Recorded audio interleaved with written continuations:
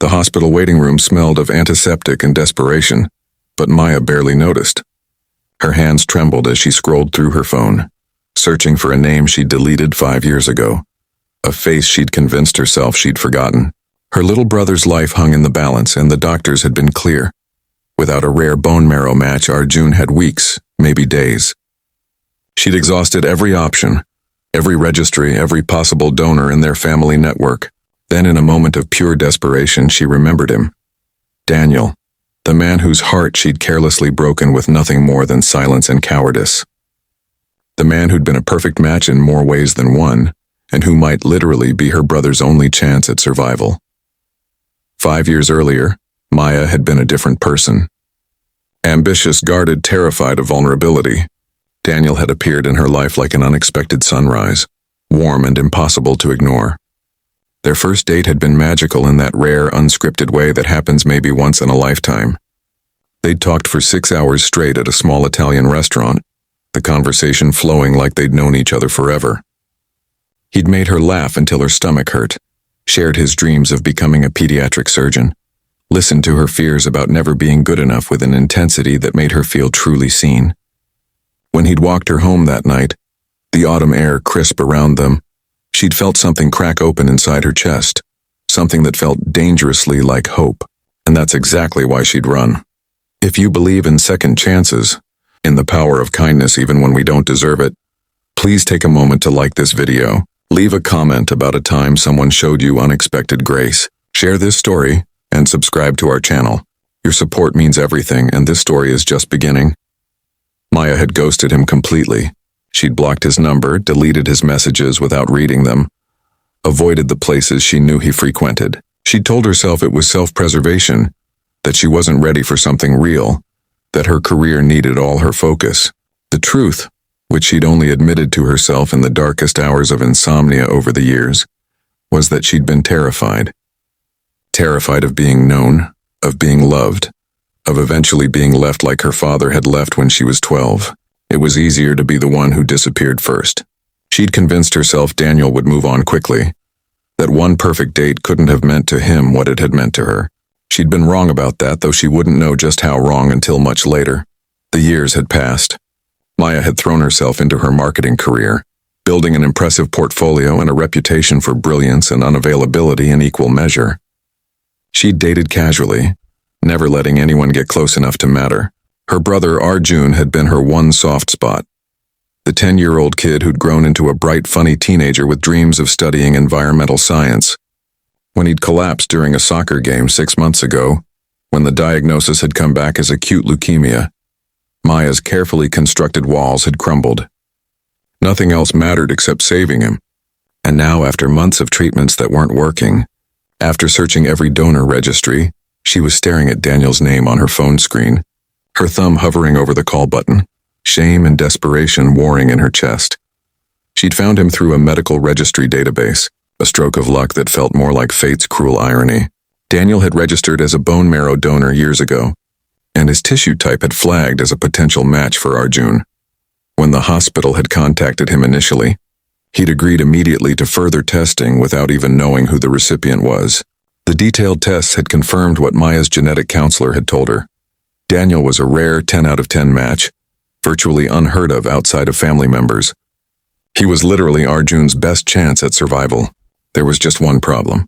The transplant coordinator had informed Maya that donors had the right to withdraw consent at any time, and they needed to speak to the family to coordinate the complex procedure. Maya knew that once Daniel discovered she was involved, once he connected the dots and realized the woman who'd hurt him was now asking him to undergo a painful medical procedure for a stranger, he might refuse. She wouldn't blame him if he did. The call connected on the third ring. Daniel's voice, deeper than she remembered but still carrying that same gentle warmth, said her name like a question. Not angry, not cold, just surprised and something else she couldn't quite identify. Maya's carefully prepared speech dissolved. Instead, she found herself crying, explaining through broken sobs about Arjun, about the leukemia, about how Daniel was the match they'd been praying for. She didn't apologize for what she'd done 5 years ago. She didn't ask for forgiveness. She simply told him the truth. Her 17-year-old brother was dying and Daniel was his only hope. Then she waited. her heart pounding so hard she thought it might crack her ribs for him to hang up or tell her exactly what she deserved to hear. Daniel asked for the hospital's address. He asked about Arjun's favorite things, his personality, what he loved. He asked when they needed him. He didn't ask why Maya had disappeared. He didn't mention their date or the messages she'd ignored or the pain she must have caused. He simply said he'd be there the next morning to complete the final paperwork and begin the donation process.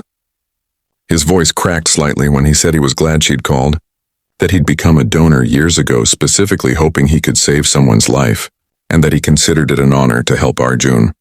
Then, just before hanging up, he said something that made Maya's tears fall even harder. He said he hoped she was doing okay, that life had been kind to her, and that he was sorry she'd been carrying this fear alone.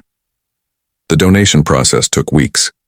Daniel showed up for every appointment, every painful injection to boost his stem cell production, every uncomfortable procedure. He never asked Maya for anything. He never brought up the past.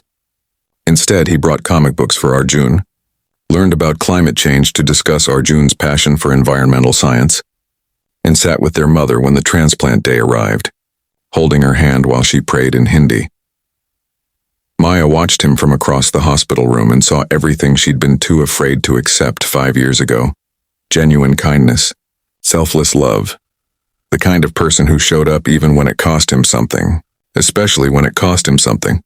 She saw what she'd thrown away and it hurt more than she thought possible. But she also saw something else. She saw that maybe, just maybe, some people were worth the risk of hoping. The transplant was successful. Arjun's body accepted the donated cells and slowly, miraculously, he began to recover. The doctors called it a textbook outcome. Maya called it grace she didn't deserve. During the long weeks of recovery, while Arjun was still hospitalized, Daniel kept visiting. Not for Maya, but genuinely for Arjun, who'd become attached to the stranger who'd saved his life. They'd play card games, talk about colleges, discuss whether human kindness could really change the climate crisis. Maya would watch from the doorway sometimes, seeing her brother laugh with real joy for the first time in months, and she'd understand that Daniel hadn't just saved Arjun's life. He'd reminded them both what goodness looked like. If this story has touched your heart, if you felt the weight of regret or the beauty of unexpected grace, please leave a comment below sharing your thoughts. Have you ever gotten a second chance you didn't think you deserved?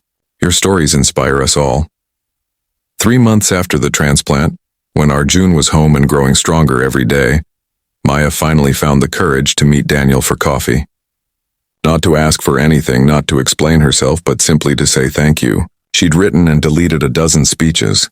But when she sat across from him in the same cafe where they'd ended their first date 5 years ago, she just told him the truth. She told him she'd been terrified and broken, and too much of a coward to accept something good. She told him she'd thought about him more than she wanted to admit over the years. She told him she didn't expect forgiveness, but she wanted him to know that what he'd done for Arjun, for their family, had shown her what real courage looked like. And she told him she was sorry, truly and deeply sorry for the hurt she'd caused. Daniel listened to everything. Then he smiled, that same warm smile from 5 years ago, and said something that changed everything. He said he'd been hurt, yes, but he'd also understood.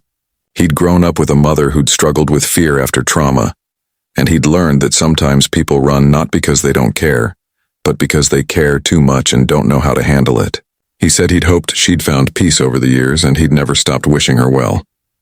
He said that getting to save Arjun's life felt like a gift, not a burden, because it reminded him why he'd gone into medicine in the first place, to show up for people in their darkest moments. And then, with a vulnerability that made Maya's heart ache, he asked if maybe they could try again. Not to recapture what they'd had, but to discover what they could build now as two people who'd both grown and hurt and learned and survived. This time Maya didn't run. This time she reached across the table and took his hand, feeling the calluses from years of surgical training, and said yes. She said yes to coffee dates and honest conversations, and the terrifying vulnerability of letting someone matter. She said yes to showing up even when it scared her. She said yes to the man who'd saved her brother's life, and in doing so had somehow saved hers too. Please leave a comment below with just one word describing how this story made you feel.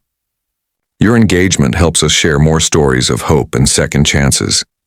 Because sometimes the people we ghost become the people who save us, not despite our worst moments, but through them. And sometimes, if we're incredibly lucky, life gives us the chance to choose differently, to be braver, to accept the love we once thought we didn't deserve.